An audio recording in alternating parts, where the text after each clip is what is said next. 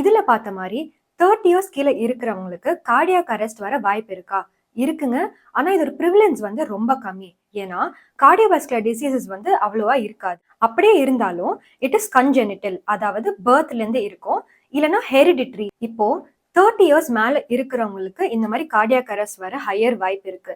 ஏன்னா கார்டியோவாஸ்குலர் டிசீசஸும் அவங்களுக்கு ஹையரா இருக்கு. இது எதனால நடக்குதுன்னா, சடனா உங்க பாடிக்கு நீங்க ஸ்ட்ரெஸ் கொடுக்கும்போது உங்க ஹார்ட் மசிலோட ஃப்ரீக்வன்சி ஆஃப் பீட்டிங் வந்து ஹையர் ஆகும். And there be an exertion of the coronary arteries. Also acute thrombosis வர வாய்ப்பு இருக்கு. இது என்னன்னா, பிளேட்லெட் அக்ரிகேஷன் ஆகி உங்க ஆர்டரி வந்து பிளாக் ஆகி கார்டியாக் அரெஸ்ட் வர வாய்ப்பு இருக்கு. மறக்காம இந்த செக்லிஸ்ட்டை ஃபாலோ பண்ணுங்க.